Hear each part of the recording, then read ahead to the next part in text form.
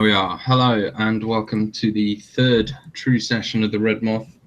I have here the three musketeers. I wasn't really sure what to call you. The crew of the Redmoth, and they are here trapped on the ship of on the Helvetica, the ship of the Corsairs, led by Captain Carrion LaCrew.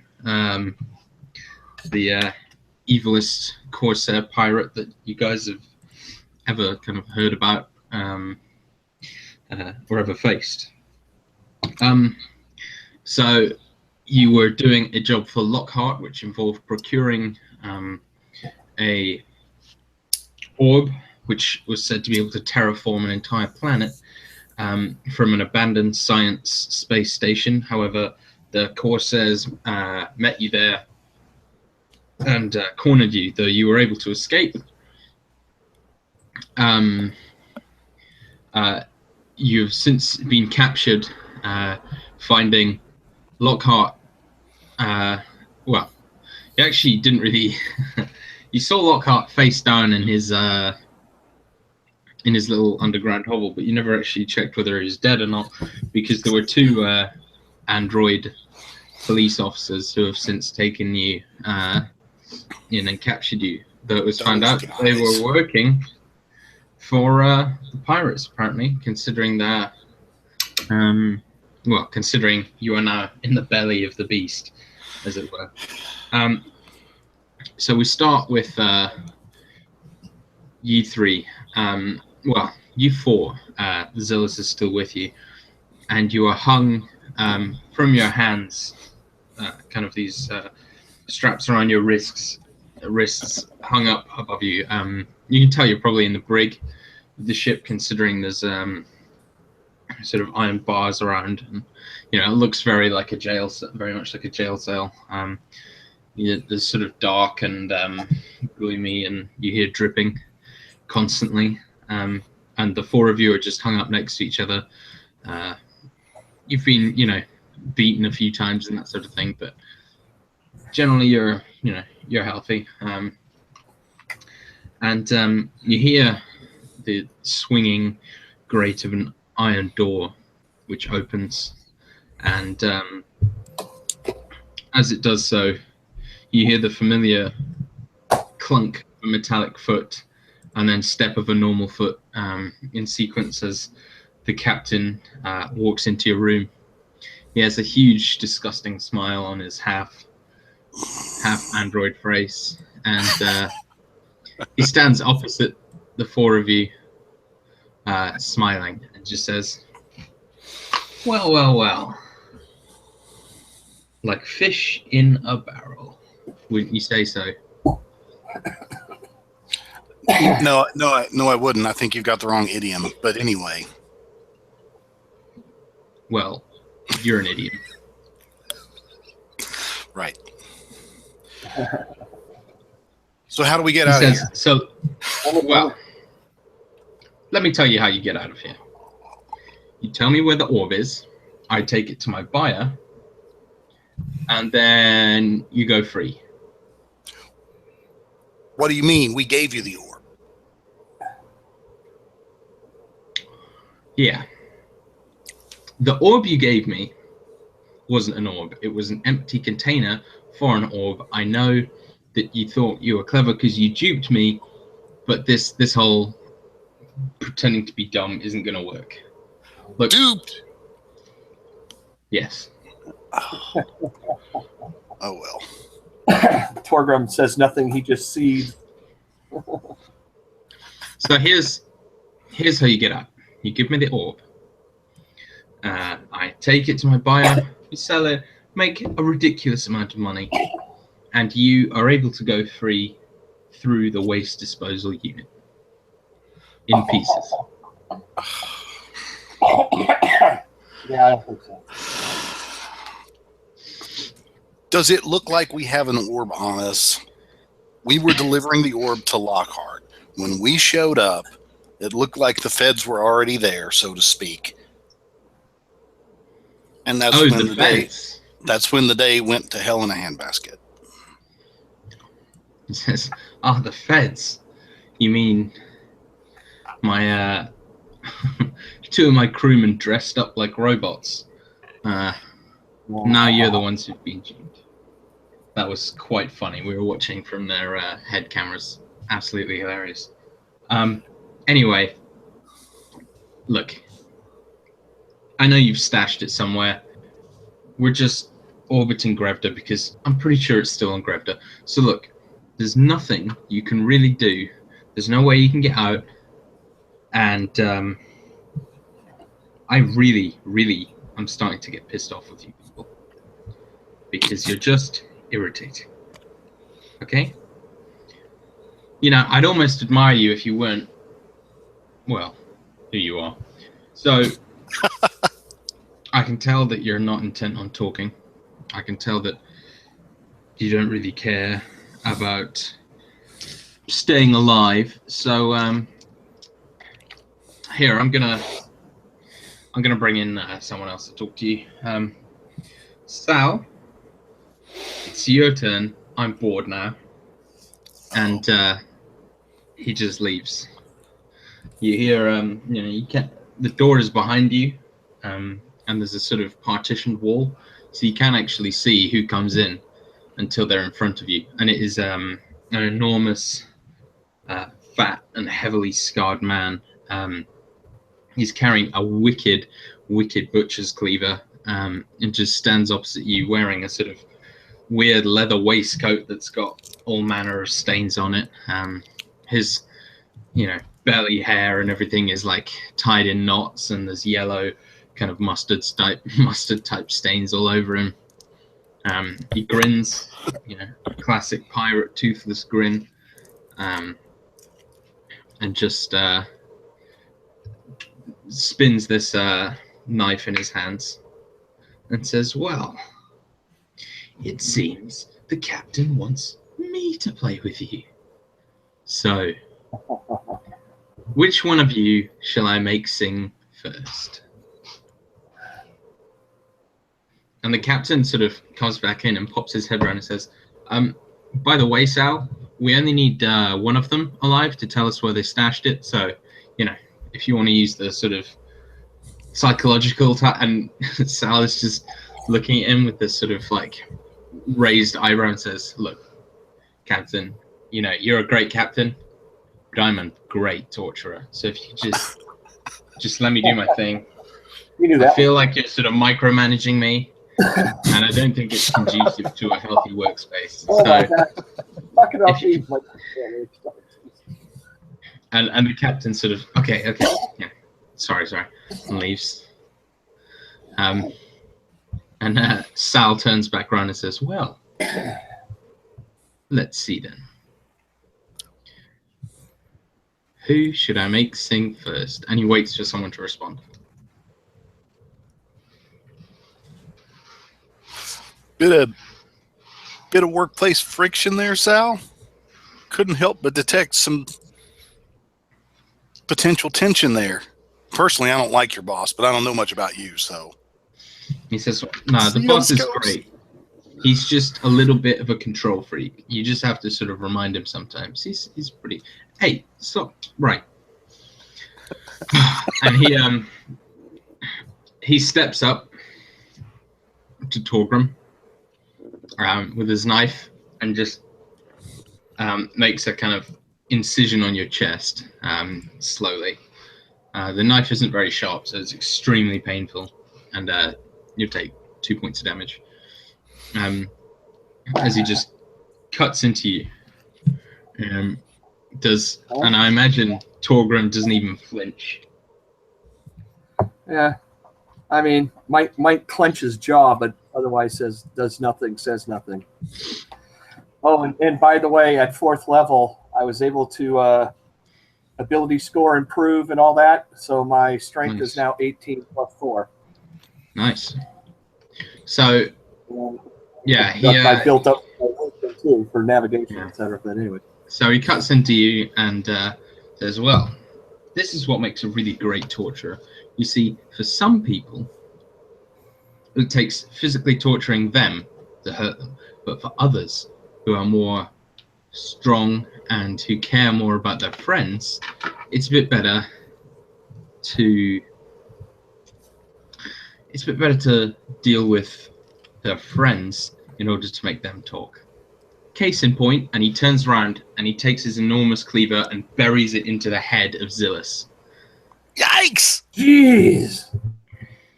Oh, You see blood and brain matter just spatter all over his face as Zillus's body just goes limp. And then he gets back right up close to you, Torgrim. His face is just a red mask, and he just smiles and says, "So, do you want to tell me where the orb is?" Torgrim just glares at him in the eye and just tells him to go screw some alien bug.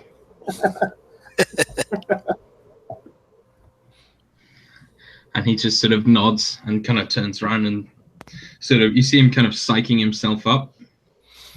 And then you see at this time, with my strength, can I try to break my chains? Yeah, go for it. Yeah, this is the moment of truth. If boosting that ability score pays off or not. Oh, and also, real quick, Rob, we're hanging from the wall. We're suspended by our wrists. Are our ankles or feet bound as well, or are we just kind of gravity taking care of us down on the bottom? Yeah, you're just hanging from your wrists. Okay. Excellent. So, 18 plus 4, 22. You pull down, and the chains kind of creak, but they don't break.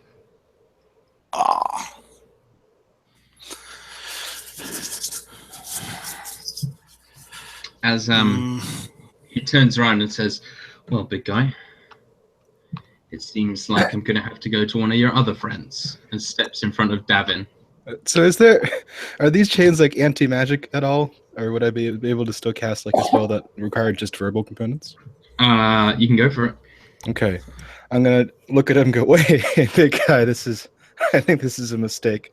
I don't think this is going to end well for either of us, especially you. And then I'm going to cast Dissonant Whispers on him. Oh, nice. That's an awesome spell. It's a Wisdom saving throw, DC of 14. Natural 16. He does have -1, but you rolled a 15. So he sort of stops and looks around. Can you hear that? Well, just be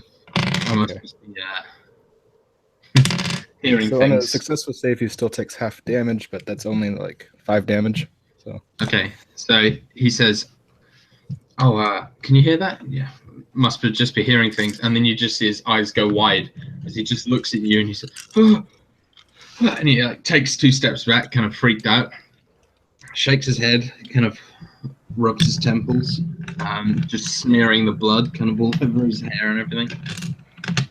Says, "Right,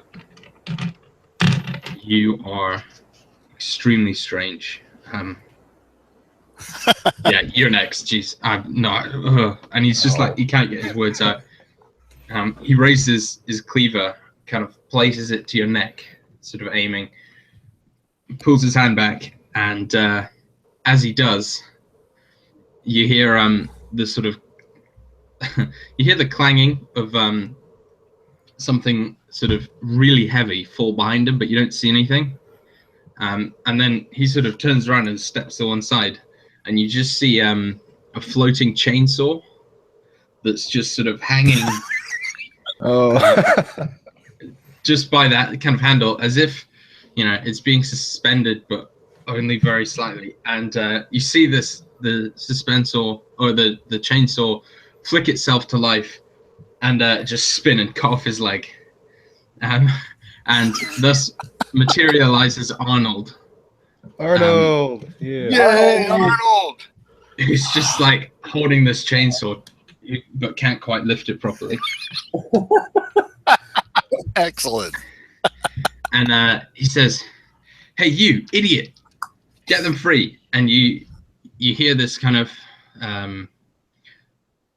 sort of weird like robotics machinery noise as little footsteps come, and you see Dupree, Lockhart's robot, jump and start untying Torgrim's hands, just using a sort of laser cutter to cut through the chains. Nice. You see Arnold. You see Sal just kind of lying on the floor, and he swipes at Arnold and grabs him, and begins to just wrench Arnold kind of stick his hands on each arm and just pull them apart. You see Dupree look down, and he jumps off of Torgrim, and you see the laser cutter that was being used to cut Torgrim's chains end up in the eye of Sal, who immediately drops Arnold. And the two tiny droids, Arnold with a syringe, Dupree with a laser cutter, just begin to death by 1,000 cuts. Sal just stabbing him over and over again as the torturer dies a screaming death. Okay, my chains are partially cut. Can I try that again now with the chains? Go for it. Roll advantage as well. Roll the what now? Advantage. Oh, advantage. That gives me plus what out extra? You roll twice and take the higher one. Oh, gotcha. Oh, wow, good. I'm glad I got to take the higher one. 15 plus 4, 19. Yep, the chains snap. All right. I come down to the ground and seeing that Arnold and the bots and all that are taking care of Sal and all that, I'm looking for any kind of mechanism that will unlock the chains, bring them down to ground level and then unlock the chains on their wrists. Yeah, nice. Make an investigation check. All right. Well, 17 minus 1, 16. Yeah. You find a sort of control panel that releases, or it just says release on it. And Nice. so you press it, and the others, your chains just unclamp from around your wrists. Excellent. And Arnold steps up. He's actually covered in blood, and says, "Hey guys, so," and then he looks over at Zillus's corpse just lying in a pile, having been released from its chains, and just, I'm sorry about that. But anyway, look, we need to escape. We brought the Redmoth. We can escape on that. It's down in the hangar, which is opposite the brig. As in, we're at the top of the ship, the hangar's at the bottom. We have to go through the whole ship to get there. But hey, I think we can do it. I mean, me and Dupree did it, but we can both go invisible, so I guess that was easier. So, do you know on your way here? Do you know where? Do you know where we can find our gear? Is it somewhere in the brig office or something? Does the turnkey have it? What's up? Do you know anything? Yeah. Well, the gear is in the holding cell round. It's right next door to here. You'll be able to get that easily. And the problem is, it's guarded. Although the guard was a halfling, so you might be able to get around him. I don't know. It's the one evil halfling in the universe. We found him. Yeah. He works for the Corsair captain. He was in the Crimson Plague game, and just before the zombie virus hit, he teleported into space.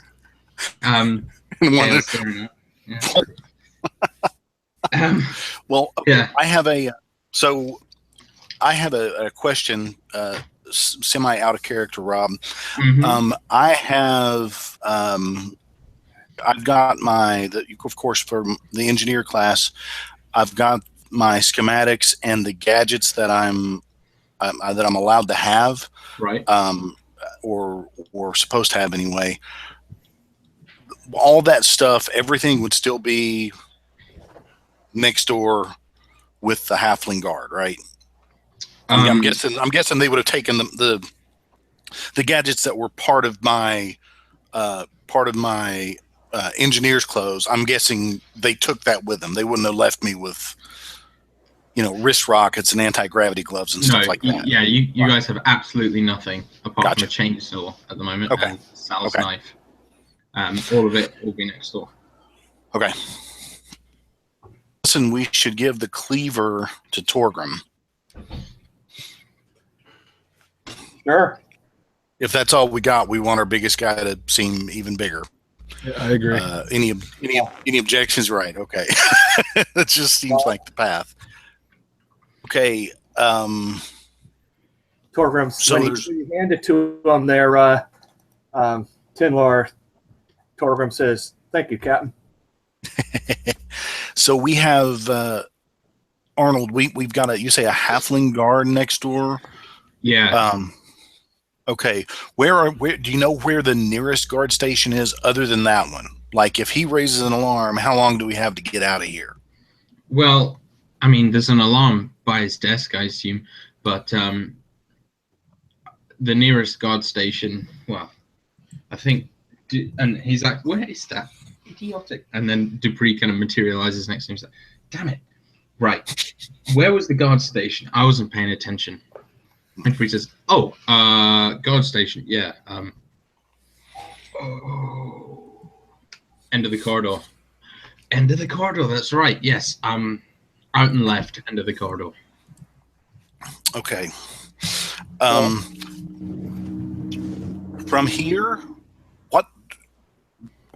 how far? I mean, how many steps would it take to get to the office where the halfling guard is?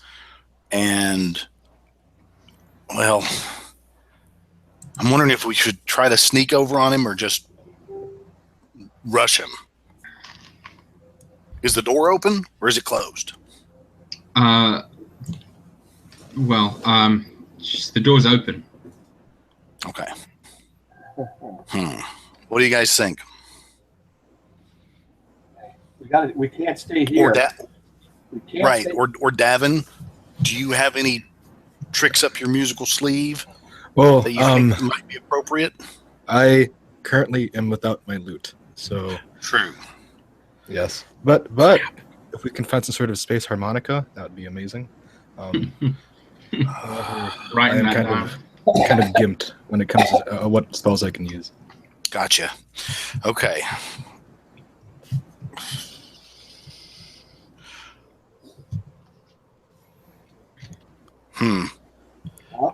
Okay, well, I'm open to suggestions.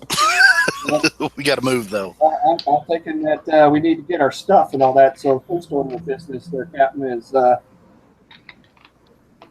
right. All right, we'll lead on then. All right, then I guess I'll lead cautiously, using as much stealth as my can muster. All right. I'll take stealth checks from each of you then. Okay. Okay. Now the chains that we had, did the chain was binding Torgrim when he broke that? Can we take that with us or not, or is it still attached to the wall? Did he just break his? Torgrim's is broken off about an inch, but your guys's basically were suspended from the ceiling, and when Torgrim hit the release, it the actual cuff kind of opened. So you guys fell off without any chains attached to you. Okay, so he's got a cleaver and chains on his wrists, but his wrists are unbound. Yeah. Yeah. Okay. All right. Well, in that case, stealth check. Right. So first roll of the night was a 1. Mine's a 2. Oh man, we're so sneaky. Yep, that's a Well, mine wasn't that great either. It was an 11, so I guess we failed on stealth. So as you walk through, you see right enough a halfling. He's sitting at his desk. He's got his feet up and he's got a cap, a cap pulled down sort of over his eyes, and he's sort of snoring. But as you go, there's a mop bucket on the floor, which Davin puts his foot in and then slips forward onto his face. And the bucket goes flying and hits Tinlaw in the leg, who then begins hopping around saying, ow! So you two just comedy of errors. And he immediately jumps up and goes for an enormous gun on his desk. Oh my god! Oh my God. How far away am I from him? You're about probably 20 feet. Oh, well, We'll roll initiative. Fast, are you? yeah, roll initiative, right? Well,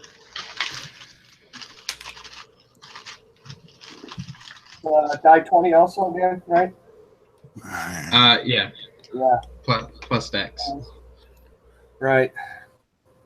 Woohoo! Oh, that's right, because my ability went up, so I've got one more there.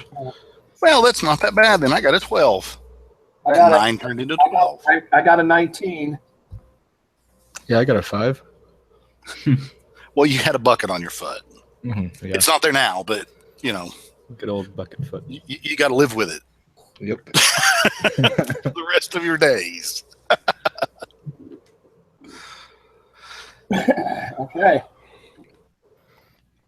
With the initiative there. Yeah, Torgrim, you're up. Well, Torgrim's going to do his world famous run, flying, leap, and bring that cleaver down with as much as you can. You're going to cut a halfling in half. You're going to make a quarter. You're going to make 2 quarterlings out of a halfling. Oh my god, quarter. I like that. That's good there. That's good. What I'm doing, my favorite, Make an attack roll then, please. all right. 16 plus 420. Yeah, that hits.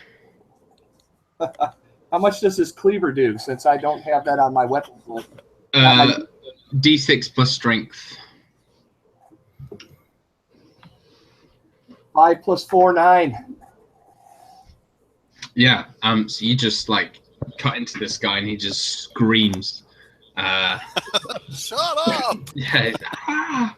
Yeah, And you hear some muffled voices and footsteps from the other side. And he just kind of cuts into his sort of clavicle and shoulder area, and he sort of screams and steps back a couple of steps. Then he just looks around and picks up his gun and just fires. This is a bolt sweeper, so I'm going to need dexterity saving throws from all of you, please. Oh, man. Oh, no. Well, I got a plus. Hold on. Oh, no. Oh, man, don't say that, Dinar. Oh, yeah. I got a +3 for my dexterity, so that's a whopping 7. Oh, I think all my guys are going to use bolt sweepers from now on, just because you guys can't roll for shit. well, Contrary to popular belief. today I'm having actually a really good day. I got a I got a 20. So obviously, being that close, I ducked or something real quick, but Yeah, nice. they didn't understand what I was doing and why. got a 17. Yep, 17's a success. So only Tinlaw failed that one. You take max damage, Tinlaw, as well. So you take 13 or 12. Sorry, How much? 12. 12. Points of damages. Everyone jumps out the way just as you kind of sit up, and it just catches you full in the face. Oh, man. It is your go, Tinlaw. All right. In that case, just to make sure, am I still on my feet? Yeah. Okay. In that case, about how far am I from our screaming halfling guard? 10 feet. 10 feet. Okay. I'm going to and try to either get the gun from him or get it so he can't use it. Right. I'm going to try to grapple him. I know Nice. that's not technically, you know what I'm saying. Yeah. Mixing my additions. So make an athletics check then, please. All right. Oh, which I have proficiency in.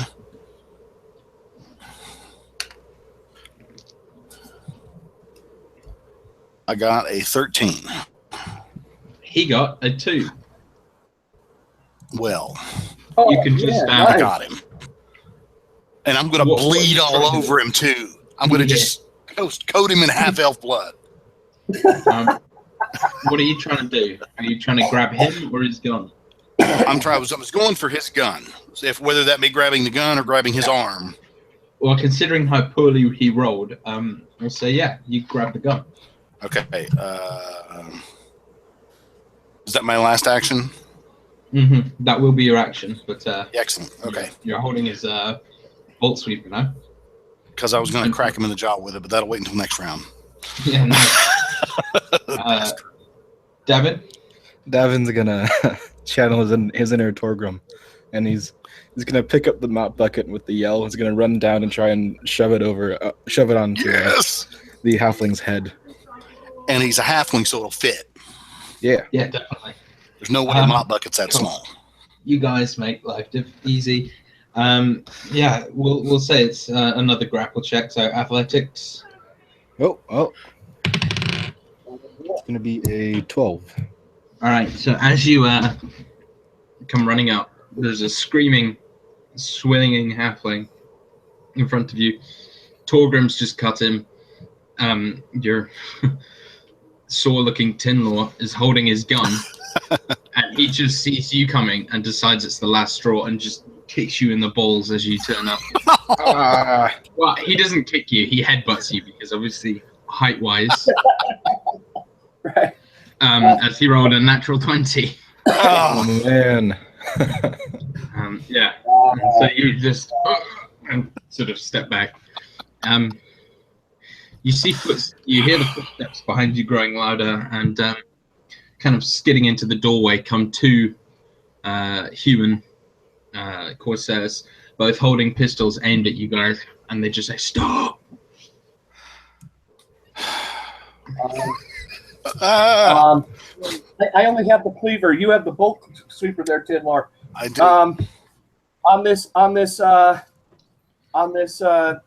The halfling is bolted. Has he? Is that what you said? No, he's standing in front of you, and he just headbutted Davin. It's your go, by the way, Torgrim. Okay. Well, I'm looking to see on my action turn. Looking to see if he has keys, if the door is locked, to get those and all that. Open our stuff and try to get some of our stuff because. Right. You know, while Tinlord takes care of him with the bolt sweeper.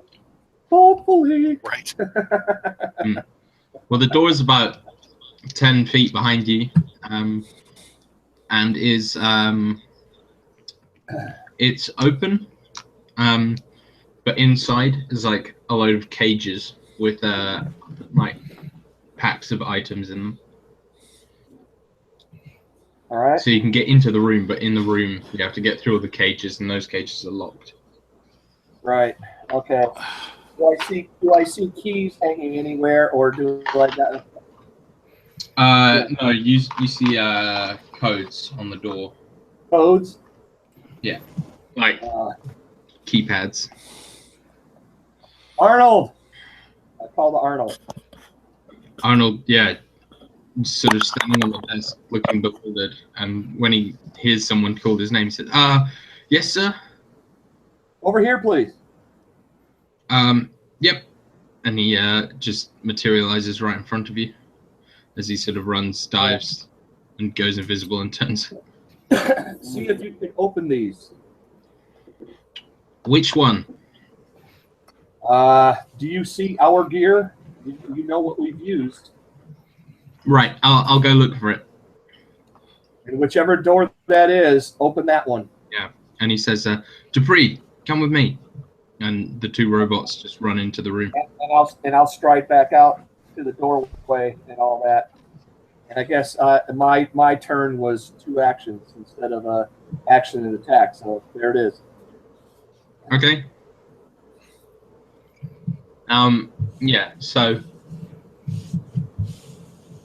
essentially, you've just I said that ordering Arnold was a free action, so you can actually, do something. Oh, okay. Well, they're at another doorway and all that. Only a missile fire attack would be able to get those other 2 guys at the doorway and all that. So the only thing I could do is maybe, yeah, I'll make mine another action. I'll grab that heinous little halfling and drag him over there and threaten his life if he doesn't open up some of these other doors. There might be some cool stuff to investigate here, So as you go to move, these 2 guys are just standing in the doorway pointing guns at you. You order the robots, and as you go to move, they shout for you to stop again. Do you continue? Now wait a minute. The guards are at the door inside where we're. No, 2 of them. 2 of them. 2 of them down the hall. So there's a doorway in front of you and a door behind you. The doorway in front of you has 2 guards, and at the doorway behind you leads to the room with the cages. Oh, okay. Yeah, Well, I'm at the room with the cages. Well, you're about halfway in the door. You can use your movement to go into the room with the cages, but they'll probably shoot you. I see. Okay. I guess I'm going to do defensive maneuvers as I maneuver towards them. Then. Yes, that's excellent. But the classic, kind of like skirmisher maneuvers, Okay. So as soon as you move, they shout for you to stop. But if you continue, they'll take a shot, but they'll be at disadvantage because you're sort of dodging. So that's going to not hit. That's going to be a 17 to hit. 17 to hit. 18 plus 4, 22. No, it's to hit. It's to hit your armor class, Wayne. Oh, 17 to hit. Yeah. They hit them. Yeah, because my armor class is 14 to hit, 15, something like that. You take 11 points of damage as it just blasts straight into you. Yeah. I'm glad I got over this. This is the damage this evening seems to come in big buckets. Yeah. I have been rolling well on damage, and so Torgrim, they say, "Do not move, stand still, or we'll shoot again." As it just catches you in the shoulder, and you sort of fall to your knees slightly. Tinlaw, you're up. Okay, so I have a bolt sweeper in my hands, but I don't know if I'm facing them or if they're behind me, or because I took it from the halfling, yanking it away from him, so I'm kind of facing them, but who knows? Well, the way I see it is you're sort of if the 2 guys are south, the room to exit is north. You're sort of looking east, because you would have had to step inside. So. Oh, and Torgrim is more or less in front, straight ahead of them. Yeah. And kind of diagonal for me because of that door. So, right. My handy dandy leveled up 16 dexterity. I'm gonna gamble that Torgrim's move, which was why I was excited. That's what you were doing, Wayne. Obviously, they didn't expect him to do that. It's got them all flustered. People are normally doing what the Corsairs say. They're not used to that. Right. So I'm going to hope that gives me a shot, pun fully intended, at getting that bolt sweeper and squeezing one off at him. Definitely. Okay, so just a straight attack roll? No, you shoot it and they have to do a dexterity save. Oh, that's right, with a bolt sweeper. That's right. Yeah, both failed. Well, it's versus your passive attack, so it's your attack bonus plus 10, basically, is the DC they have to beat. Okay, so then it would be attack bonus plus 10, be 15. Yeah, so 15, yeah, right. Yeah, so they both fail and take Excellent. full damage, which is What a do you D12. roll? D12. Yeah, I don't know. plus your dexterity. That's not bad. 7 plus 3. I'll take a 10. Yeah, they both go flying into the wall and crumple into a sort of corsair-shaped heap. Okay. The halfling looks up at you just horrified and tries to run away. Do I still have a... Well, you can't attack again. However, because he's leaving your space, you do get an opportunity attack. I just want to try to trip him. Yeah, you can't use the bolt sweeper as an opportunity attack, so I'll let you trip him, yeah? All right. Well, then I'm going to... Do you want to roll, or am I just going to trip him? Well, you make an attack roll, and then if you hit, he'll roll a dexterity save. Well, I got an 11, and of course I don't have an attack bonus, I don't think, on that, but Well, you'd still get your dexterity. plus my 3. So yeah, 14. Yeah, right. That hits, and he rolls a 19 on his dex save, so you don't manage to trip him, but he sort of stumbles, slows, and begins to run out of the room. Davin, you are up. I'm gonna throw the mop bucket at the halfling. There you go. Make an attack roll. I hope to God you succeed. That is Full circle, baby. It's a 14. 14 hits. Ah! What damage? Revenge. Oh, fucking. Nice. Let's say a D4 damage. Makes And sense. then, are we adding any modifiers or just the D4? Sure. Add your dex. All right, so it's going to be overall 4 damage. There we go. I'm telling you, revenge of the mop bucket. That's what that was. So, I can't believe you rolled 4 damage. He had 4 health. So, Oh, you thank throw the God. mop bucket, it clashes into the side of his head, and his head just smacks against it and flies into the door frame. And he kind of slumps down, and then the door just begins to close on his head. Oh no! We got a pile of... Right. Halfling guards and corsair guts. Yeah, all right, yeah. So the other two pirates, are they on the other side of the door now, or would I be able to reach one of their guns? Probably not.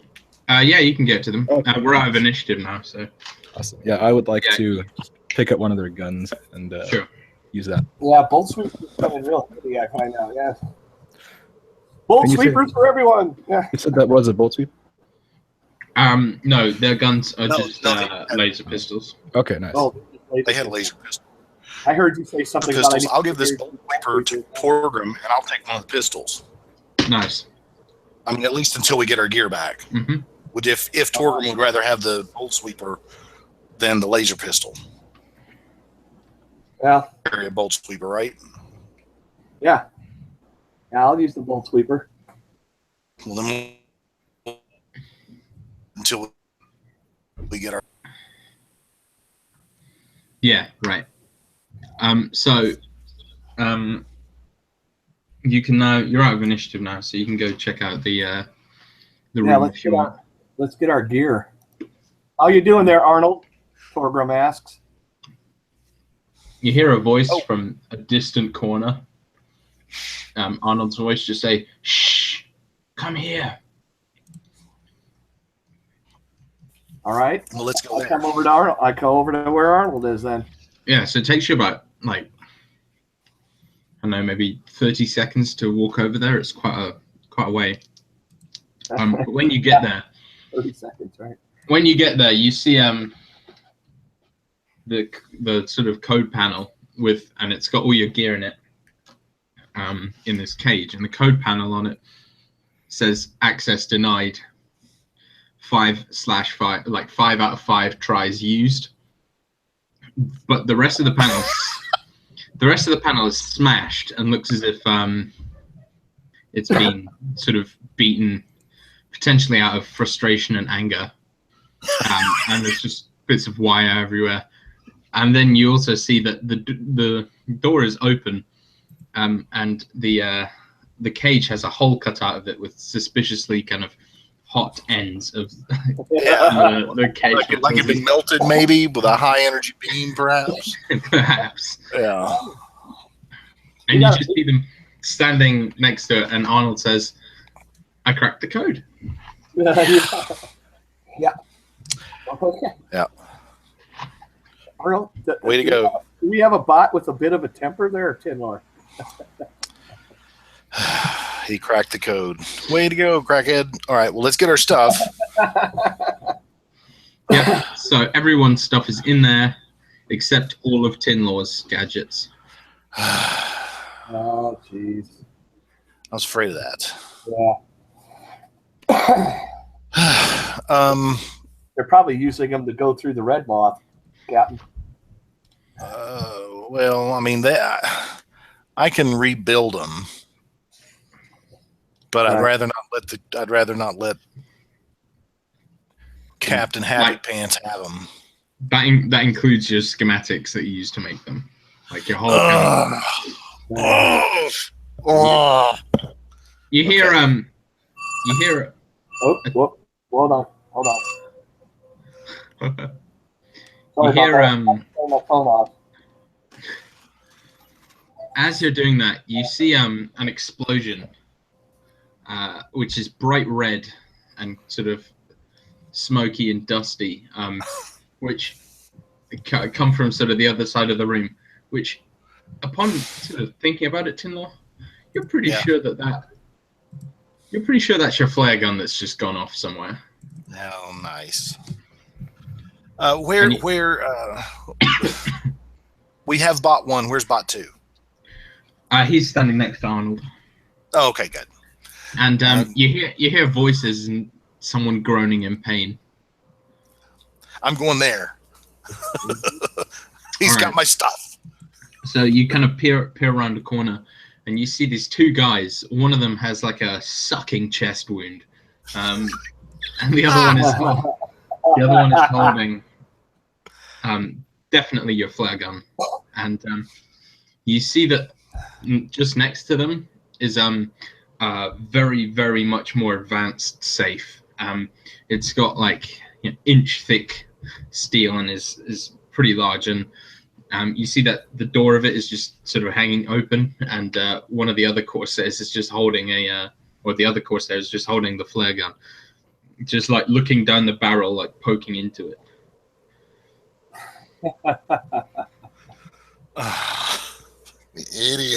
Idiots. Right. How far am I from them? 40, 50 feet. Okay, and there's two of them, one of whom is lying on the chest floor. Wound. The other one is and the other one is occupying around in the safe where probably the rest of my gadgets and schematics are with my flare gun. Probably. Yeah. Well, I'm guessing I've got the drop on him, so I'm going to somewhat stealthily come out of the corridor into the little room where he is, and say, please drop my stuff and step away from the rest of my stuff before I shoot you and turn you into stuff. And he just spins around and points the flare gun at you and says, I'm going to shoot him. As you roll for your shot and everything, he says, stand back. I designed this weapon and it is extremely powerful. All right, so I hesitate. Just to be clear, Tinlaw, there's 100% your flare gun. You see your initials. Right. You see that time where it went off and the casing slightly got bent. That is your flare gun. It's the 100% doubt. my gear. Yeah. Uh, Well, Although in that case, you do see your power punch snapped, Yeah. lying on the floor, and a crushed rebreather lying on the floor, and a crushed spy bug lying on the floor. okay, all right. So this is what's going to happen now, because he's used the flare gun. I know he's used the flare gun. Mm-hmm. The flare gun is now unloaded. Correct. It's one shot, and I have to reload it. Right. So he's unarmed, except for a small club in his hand. And I have the drop on him with a laser pistol. So what I'm going to do is I am very mad at seeing my smashed stuff. I'm transferring the laser pistol to my left hand, and I'm keeping a bead right in the middle of his face. And I'm going to quick step over to him and punch him as hard as I can in his head. Yeah, roll an unarmed attack. He frantically begins pulling the trigger as you get close, but it's like click, click, click, click, click, click, click. Yes, I got it. Well, and it's a good thing because my strength bonus is 0, but I got 17. Nice, that hits. Roll a d4. 3. Nice. So you just right hook him, and he just drops, like, you know, seeing stars, shaking his head, clutching his temples, just Okay. So I kneel down in front of the safe to get the rest of my stuff. Yep. And I tell him, stay down. And that's it. And I don't care what he does after that. He might very well get up and attack me next, but I am preoccupied with my gadgets and my schematics because they've smashed some of my favorite things, and I'm mad. Yeah, so he begins like kneeling back and standing up again. If you're preoccupied with that, Torgrim and Davin, what are you guys doing? well, And I'm sorry, I did that. I fully understand that Torgrim and Davin were probably a few steps behind me. Right, yeah. Because I got there in a hurry because I recognized my flare gun going off. They might not have been in quite the same, urgent state. So yeah. Yeah, so they're pretty much right behind you. Oh, okay. So when you say that we found our stuff, does that mean that I have my loot back, or is that one of the things? Everything, yeah. Yeah, you got your Okay, loot. good. nice. Good deal. And were any of these other ones open? No, Arnold was just working on the one I asked him to, correct? Right. Correct. Yeah, okay. Looking into these other cages while all this is going on, boxes or whatever, do I recognize what some of these things might be, even if they're crated? Most of the cages are empty, but you do see one. In fact, make an investigation check. Okay. And everyone can do this, I would say, except Tinlor, maybe. Yeah. Not me.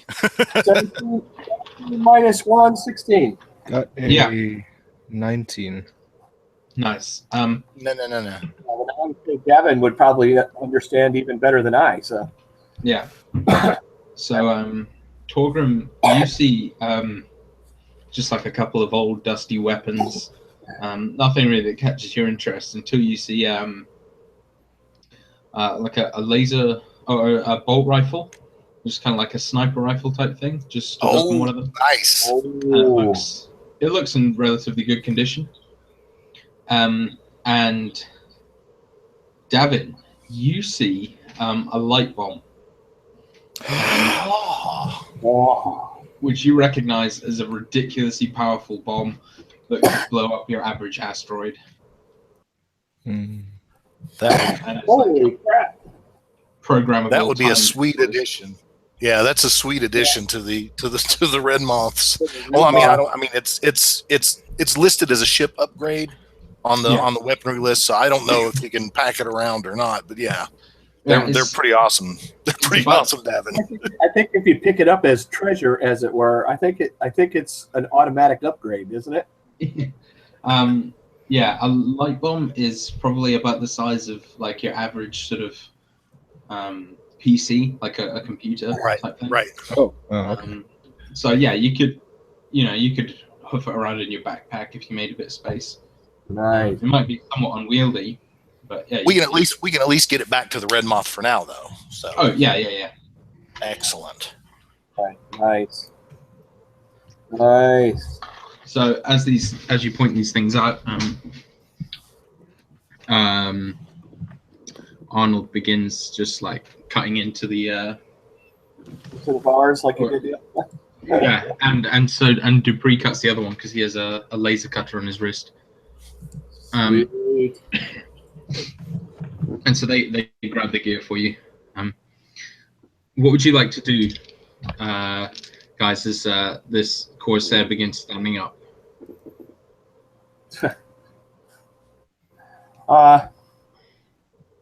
He's starting I'll assume that you guys are over by 10 more at this point.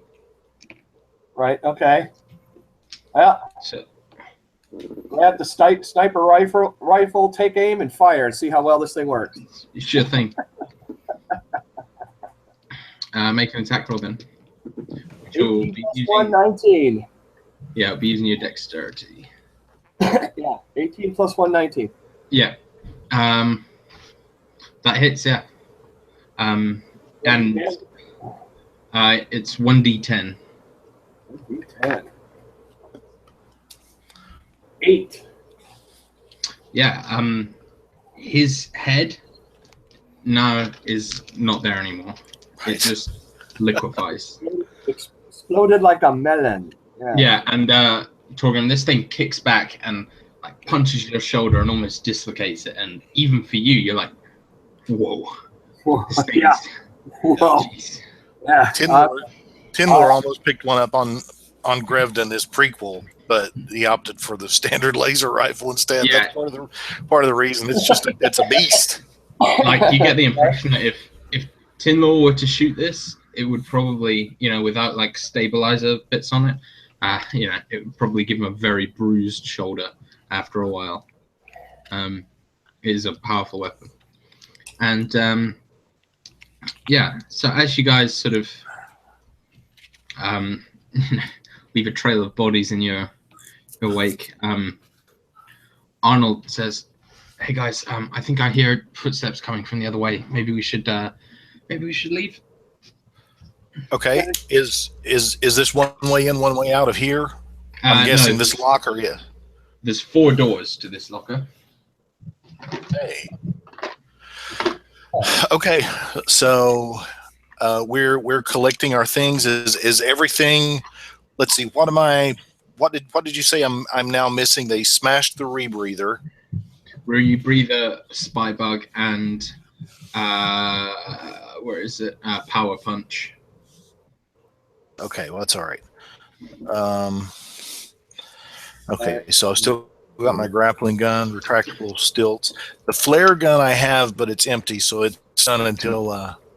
Yeah, but you can make more flares. Until I get a red. The gun itself is fine. Right. So, but I still have my wrist rockets and my, which I want to like now. Okay. Second.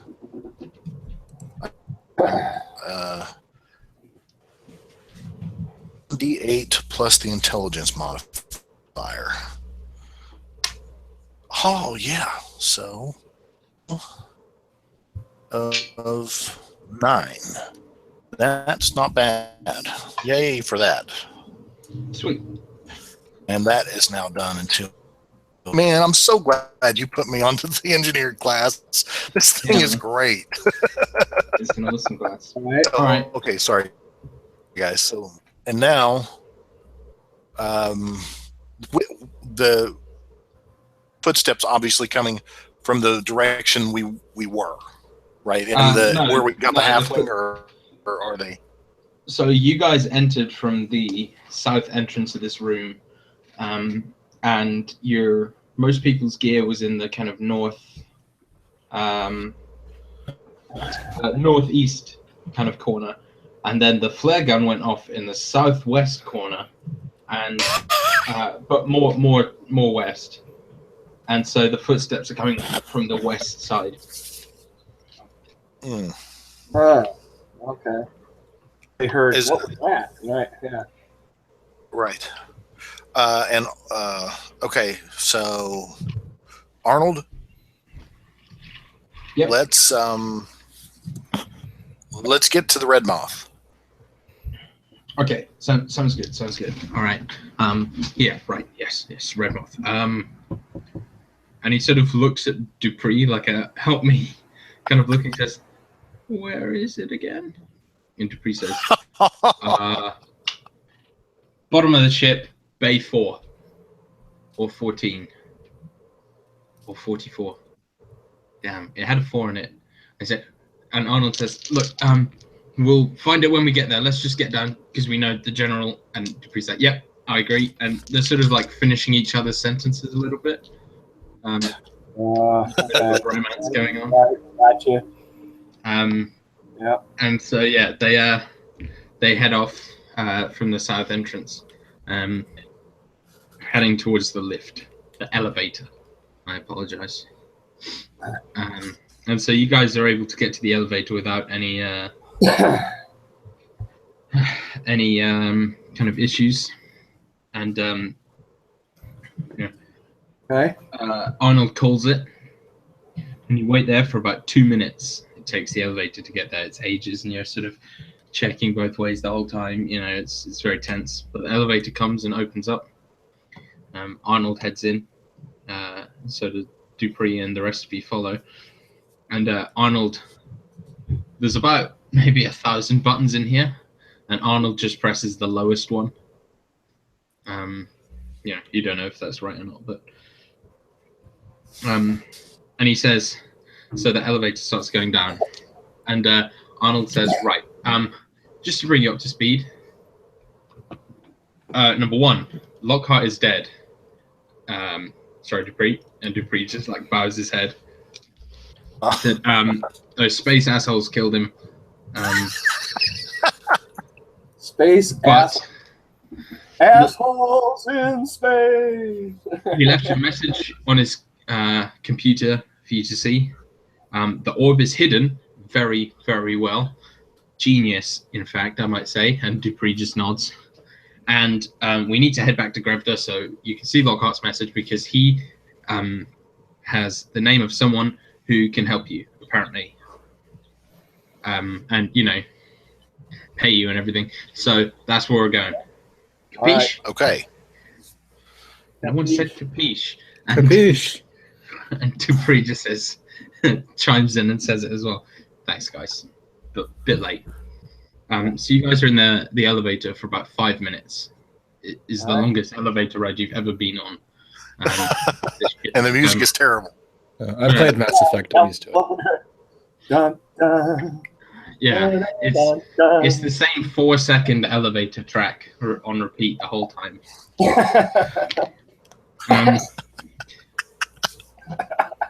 So as the elevator opens, it opens into this kind of wide area.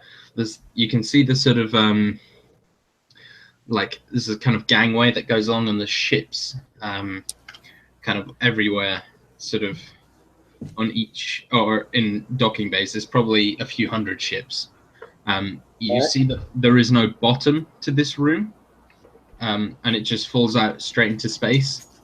And there is the kind of oxygen atmosphere sort of film kind of thing that covers the bottom so that everyone can still breathe in here. But, you know, you could just jump out, essentially. Right. Or fly a ship out, which is the intended purpose. You can see that there are guards wandering the gangway. You can see probably about 5 or 6. And one is really, really near you guys. Ooh. Okay. And he's sort of walking towards... He's like walking along the gangway that your lift has landed on. And so he's about to walk in front of the open lift.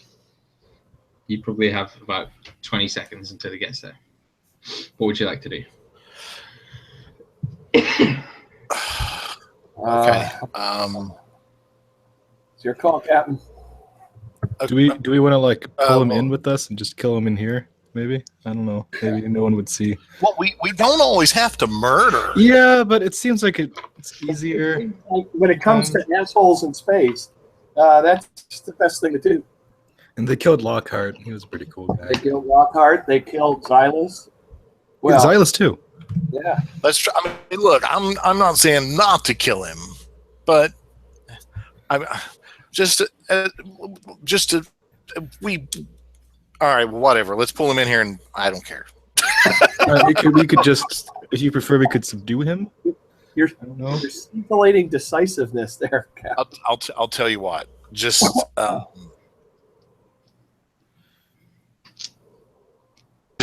incapacitate him, whatever means necessary. Don't care. I just want to get on the ship. Arnold says, "Wow, that was the quickest conversation I've ever been a part of." As the guy walks right in front of you and just kind of turns with an inquisitive face and his eyes go wide. What would you like to do? Well, since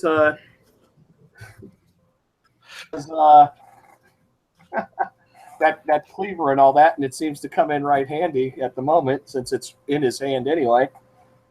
Well, if we Take a swing. I'll tell you what, you say the floor is open, but I'm guessing there's gravity here, so Yeah. if he's at the gangway, I mean, to avoid attracting attention, blast of some sort. I got my gadgets on now. I can use my anti-gravity gloves. Doubles my for the next 5 minutes. I'd like to just shove him out into space, ward space. Anyway, Yeah, sure. Is that cool with everybody? Just that way we're not firing off a weapon and maybe I mean, of course, him falling. I don't know if he's going to scream and attract attention, but at least it won't be. I'm going to be a mean DM and say that you don't have time to discuss this. So if you're going to do it, do it. If not, I'm doing it. You can shoot him too. I don't care. Just don't shoot me. Well, he was walking right by the door, and I'm standing there by the door. I thought I'd just take a swing with the cleaver. all right. Well, okay. Why don't you two make initiative rolls then? We're not going into initiative, but just to see who acts first. Oh, I got you. Okay. You weren't. I'm just enamored. I'm enamored with my newfound gadgetry. I got a 17. So I got a 6. All right. Oh no, Pilgrim's wait! Cleaver. I actually got a 7. Okay. So it still doesn't matter. Yeah, Pilgrim's Cleaver is buried into this man's clavicle, and he begins screaming bloody murder. Everyone else, all the other guards around, are standing and kind of look over and just see their colleague get sliced. Okay, so we're at the bottom. Get to the Redmoth. Where's the Red Corsair Guard? Yeah, so there's about 5 of them who are beginning to run towards you. Okay. But they're all on the left. I'll take perception checks quickly from everyone, please. Okay. Okay. Oh yeah, we'll take that. Oh, I'll take that. 18 plus 2, 20. God, a 20-sided dice are treating me so I got it today. I got a 16 plus double my proficiency bonus in that case. Got a 17. Nice. And a 16 plus W proficiency would be what? Sorry, I didn't catch that. For me, it'd be 20. Nice. So what? I mean, you guys kind of between you are able to spot the Redmoth in Bay 27. Not one with a 4 in it, like the crappy robots told you, but it's it's there. Bay 27, probably about 60 feet from you at this point, sort of blocked out of it. Okay. and we have 5 armed Corsair guards who know where we are coming at us from our left. Right. Okay. And the red moth is off to your right, 60 feet. Okay. So my action, or do we need to roll initiative from here again? Yeah. I was about to say, yeah, initiative, please. About how far are those guys from us? They're about 30 feet. The first one. I got a natural 20. Ooh. on an initiative roll. I'll take it on an initiative roll. I wish it had been on an attack roll later, I'm sure, but Yeah, I got a 17 plus 1, 18. Jeez. And I got a 20 as well. nice. But it wasn't Okay. fancy and natural like yours. Oh, okay. That's okay. I won't discriminate. We'll take all the 20s we can get, natural or unnatural. Okay, so let's see. Where'd that go? Yeah, you're up first. All right. In that case, I am going to run to the red moth. I also am going to, because look, we're getting out of here. I'm not going to need this stuff here at a moment. I'll have to rebuild it. But as I go, I'm going to turn my 2 wrist rockets, the 2 in front of the pack running at us. Okay. And as I understand it, wrist rockets just are one action. I don't know if that requires a 2-hit roll or not. Would have to. What does it say?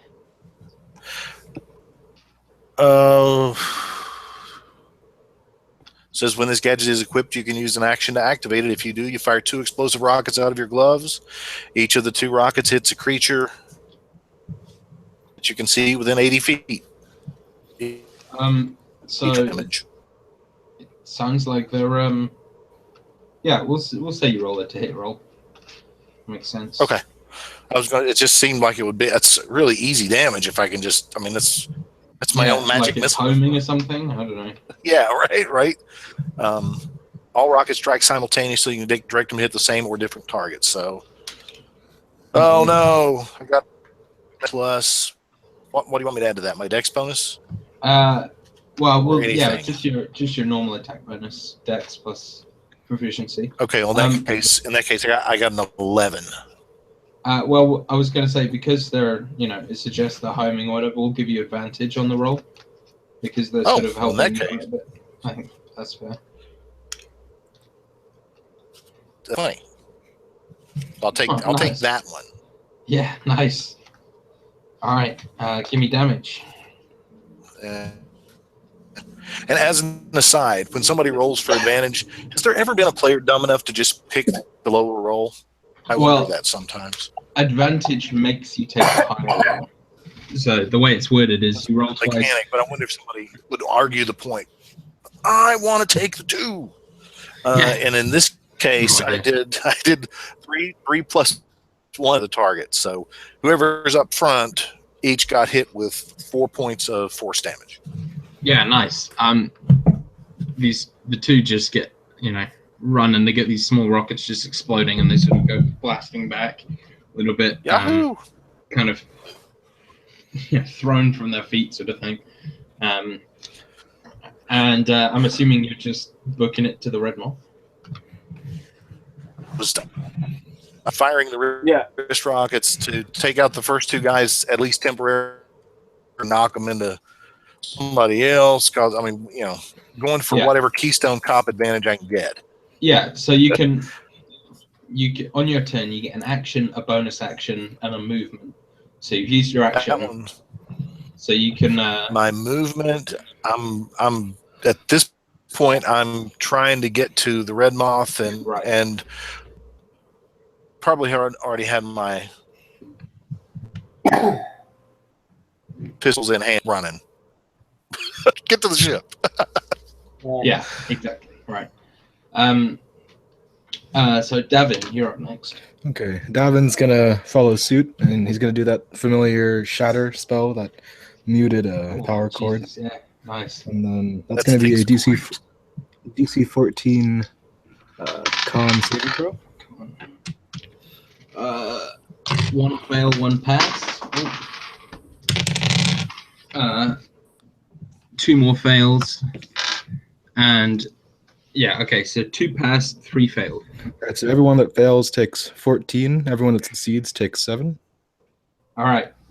The 3 that failed, they just go flying back. 2 of them just fall out of the bottom of the ship into space, and one of them gets thrown against the wall and just lies in a crumpled heap. The other 2 kind of grab their ears and sort of fall to one knee. All right, and then I'm gonna turn tail and run after the captain. Nice. Torgrim. Well, I come out. That one that I hit and was screaming and all that. I just push him out of the way, grab my bolt sweeper, and try to hit whatever's left standing. Yeah, there's 2 guys left. Going for it with the bolt sweeper. You guys see roll? Oh yeah, sorry. Space there. Yeah, both failed. Jeez. All right. Oh, yes. That's 3 die 12 plus. Yeah. Well, anyway. Yeah. 5 and 7, so that's 23. Wait, why are you rolling 3? You just roll 1 and Just both. roll 1 and all of them get it. Okay, the first Yeah. one was. I'm sorry. Yeah, 11. Okay, so both of those 2 guys just yeah, just get caught in the blast and just flying. There's kind of just this scene of bodies strewn about the Nice. and although Hello. okay, who's carrying the light bomb? I believe that was me. Yeah. Don't think- yeah. Yeah, so I'll say you had to put it down, strum, and then pick it back up, just because it's a 2-hand job. And Arnold flies up and lands on top of it, and says, "Wait, maybe we should leave the light bomb." Ooh, that's a good idea. And Tinlaw, a light bomb could, a light bomb could probably destroy. I don't know, maybe like a county, like Yeah. you could destroy a city easily, or say a giant We could station. destroy more than half this cube easily. Hmm. Which in turn Yeah. pretty much destroys the other half anyway. Right. All right. Well, in that case, From the way this is. I mean, it's basically just a big, programmable. So let's. All right, I'll stop running. I heard Arnold. I stopped running. Run back, however far it is, to Davin and say, "Around." And just look around real quick. Yeah, there's no one else around. Now, easy that we can put this thing to maximize damage. You know what I mean? Instead of just sitting in a gangway or something, is there a maybe by the lift? I mean, that might be support. There's some support bearing stuff there. If the blast will go up the shaft.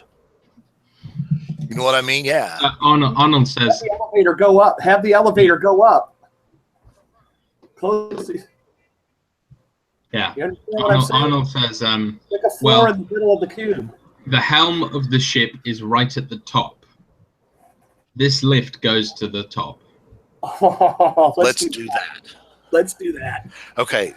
So, all right. So I grab the light bomb, run back to the lift, and say, "Arnold, come here." Or if he didn't follow me, He follows. as I programmed the light bomb, I want to ask him. So, about how long would it take to get this back up to the helm for the lift to get back to the helm? 7 minutes. Okay, so I program it to go off in 7 minutes and 5 seconds. Nice. And I ask him, I'm like, if you can jam these doors, that'd be great. I shove it in the lift and say, and let's Well, play. he says, I can jam the doors on this level, but the doors are each individual on their own level. That's fine. Well, at least nobody here can stop it. Yeah. So, yeah, you guys jump in the Redmoth. I'm assuming from there.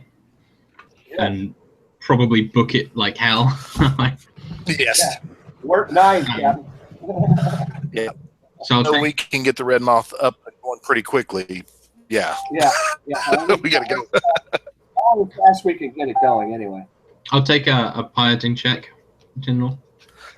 Okay. Oh, nat 20? Jesus Christ, man. Seriously. Yeah. You Arnold kind of pulls the release, and the ships are held on by magnets that are sort of clamped onto the top, and the magnet just releases. The Redmoth falls out at the bottom of the ship, and then you just instantly fly it straight down. You're orbiting Grevda at the moment, and so you fly down. As you look back, probably seven minutes later, you see just this white light just overtake the top 2/3 of the ship. Just this round ball of white light, like huge. And then maybe a second later, you hear just this boom, as what's left is a smoldering, kind of crashing, broken third of a ship, which immediately falls into the atmosphere of Grevda and begins flying down towards the surface of the planet. Almost too easy. Of course, Tinlor says, I hope that guy's dead. Referring, of course, to the Corsair captain. Right. Knowing that it might very well not be the case, but I really hope he is. Right, exactly. So, as you come into land, you find that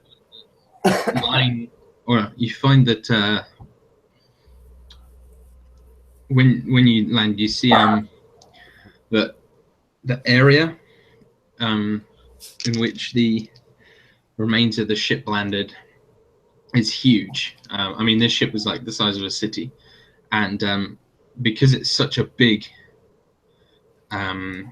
explosive or such a big thing falling at such a massive speed, it's destroyed a huge amount of area. And as you fly over, you see like ruined kind of small settlements, and the one big city on Grevda is like half destroyed, as there's the kind of the shock waves of this collision have collapsed buildings and caused these sort of storms and severe like dust storms and that kind of thing. The whole city or the whole planet is kind of shaken, and you get the impression that if this was a heavily populated city, millions and millions of people would be dead. But as you come to land in Slab Town, as it's now called, where your adventure began, you find that it's a bit shaken, but is pretty much safe. Okay. Well, we have instructions from Arnold or from on where to go and who to see the orb, correct? Yeah. Okay. So yeah, You go down into Lockhart's workshop, and Arnold says, "Are you ready to see where we hid the orb?" Very intelligent special hiding place. And he just he flies up, and it's sitting out in the open on a shelf in the corner of the room, not hidden by anything, just sitting on the shelf. And he picks it off the shelf and holds it out to you. Pretty great, huh? Oh man! In his head and takes it and says thanks. Yeah. And he goes over and high fives Dupree. Says, "I told you they'd like that hiding spot." Dupree goes to the table with the computer and begins typing, and then says, "Here's the video he made." On the screen, kind of pops up and says, "Dear Redmoth crew, if you're seeing this, it's because I've died. In which case, I hope that you could deal with my body respectfully. I'd like to be cremated and my ashes thrown to the wind." As you look down, you see his rotting corpse of about 2 or 3 days lying in the corner of the room. But anyway, the orb is of paramount importance. As I've told you before, it can save this entire planet and everyone on it. Bring wildlife and plants and water back. So, there is only one person I know of who can help you if I am not around. He's the man who taught me, and he's the man who built the orb itself. His name is somewhere on the page. His name is Gadro. He's on Torig 4. He's pretty old and very insane. He lives out in the wilderness. I'm not sure where exactly now, but I'm sure if you go there, you'll be able to find him. On Torig 4, there are many cities, if you haven't been there. So I would go asking around those for a crazy old man. But, well, I really hope I don't have to show you this message. If I am dead, I'm sorry I wasn't able to pay you, but you'll find that after 1 week of my death, the rest of the money will be transferred to your accounts automatically. So hopefully that all works out, but please, you are the last chance this planet has.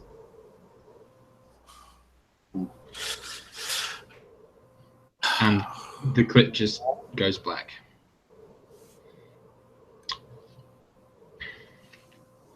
And Dupree looks around and says, "Maybe we should cremate him." Yeah, Yes. yeah. So Yeah. Dupree says he had a favorite spot actually. Maybe we should take him there. To cremate him? Yeah, like it was up in the mountains. It was peaceful. He liked it there. Just before you leave, maybe we should take him there. I think we need to do this, Captain. Okay. We should.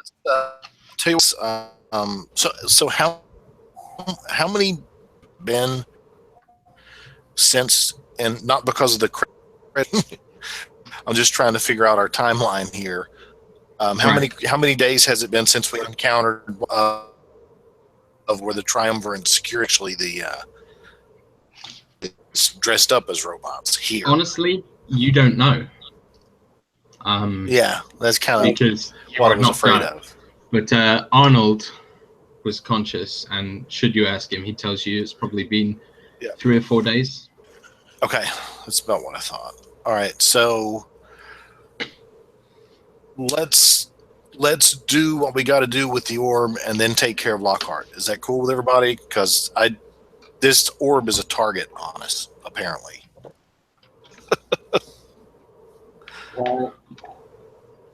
Dupree says, "Well, I won't be coming with you. I'm afraid. I need to stay here and finish up this work, but I can deal with Lockhart if you'd like to just go." No, we No, we owe this would like to the guy. to, but Yeah, we owe this to him. where are we going to? I mean, about well, we don't know. We got to find him. So I see that. Yeah. All right. Well, in that case, You need to get to Torrig 4, is what he said, which is like a week and a half, maybe 2 weeks away. oh well. And just getting up Yeah. the map again.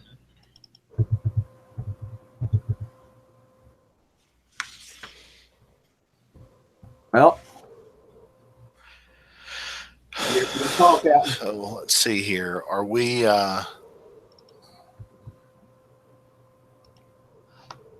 Okay. Let's.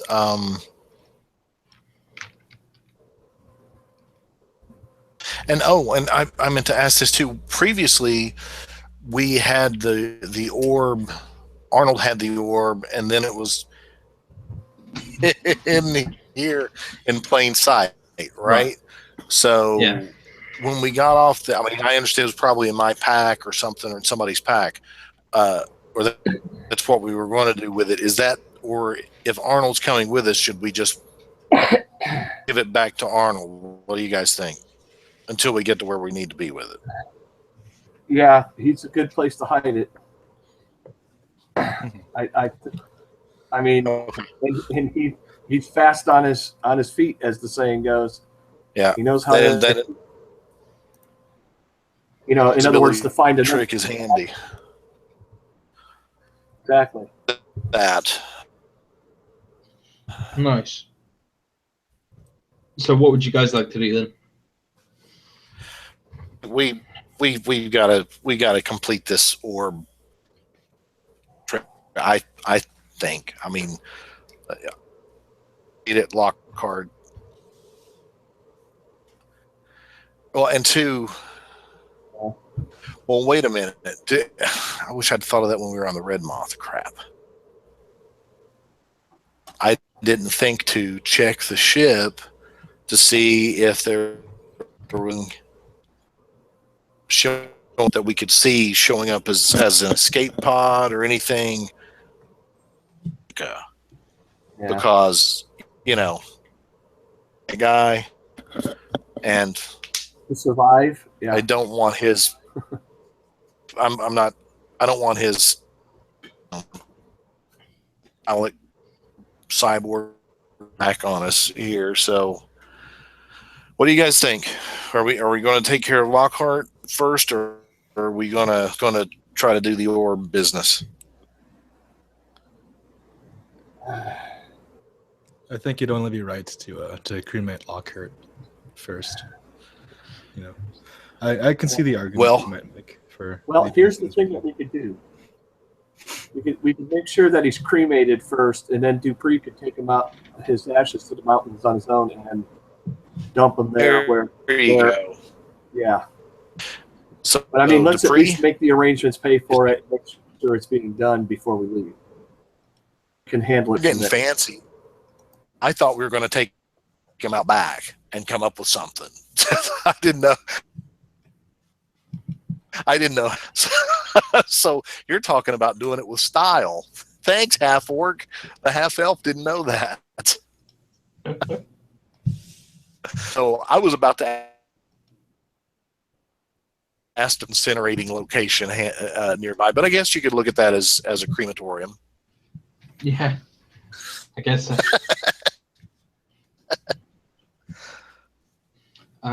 Right. So we'll say that you guys can sort of light a bonfire type deal to do it if you want, just out back. And I don't know Dupree, what the heck just happened there. I dropped out of the whole thing. And then Dupree can take his ashes. Okay. so we can give him the whatever relevant Right. ceremony he wants here, and be on our way. Yeah. Okay. Okay. Yeah. So. Right. So, we'll skip ahead then, just to the ceremony. So, it goes down. It's very pleasant. You know, everyone says a few good words. Dupree has like a 20-minute eulogy. And then, you know, the captain's ashes are interred into a small dignified case, which Dupree keeps on his person, ready to take the ashes up the mountain in the morrow. As for the rest of you, you sort of gather supplies and everything you need. Most of the shops are empty after the accident and the storms and that sort of thing, but you're able to gather so basic food supplies and that kind of thing for the 2-week journey, and are prepared to head off. Is there anything else someone would like to do before you go? All right. I mean, All right, so here I can carry. I mean, I've got a great axe, a boat sweeper, a sniper rifle, two pistols, Yeah, a I mean, striker, like javelin, everything or you two. have Yeah, there I'm is good. that's There's nothing you know I need to gear. There's nothing more I need to gear up. you probably wouldn't be able to carry the sniper rifle, bolt sweeper, and axe all at the same time. I'll say you can carry 2 of them, but 3 is just too much, I think. I didn't think so. Yeah. Yeah. Well, Yeah. we'll take a quick Yeah. break Well, here then. we'll put the sniper rifle in the armory on the ship. Yeah. Right. So we'll take a Okay. quick break here, and then come back for the Quick last break. sort of half hour-ish afterwards.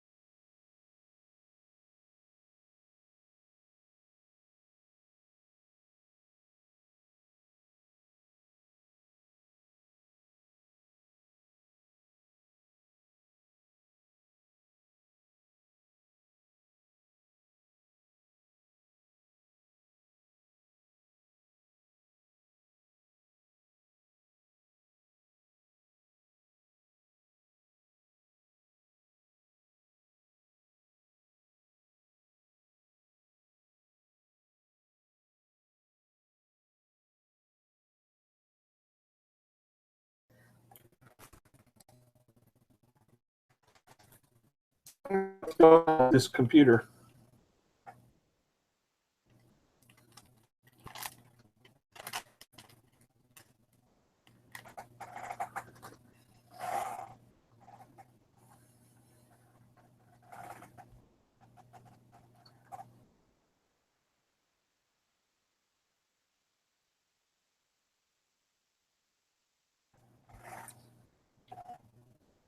Come in.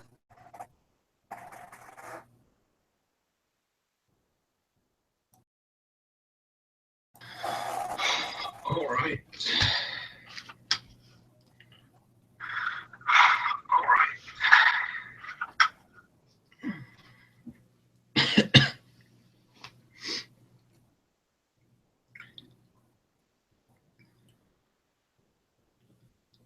We're just waiting on Joe so far. Or Tian, you in? No idea. Nope, guess not.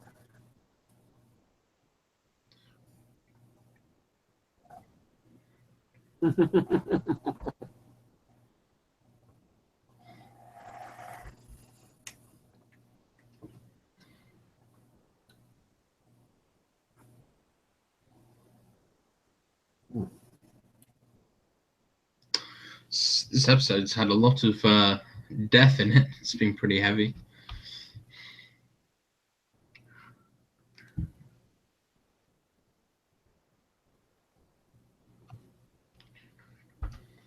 This one has, yeah. Yeah. It's Yeah, been we fun though. But I think we'll only have like Wiped out at maybe least one large group 15, of 20 pirates. more minutes. Yeah.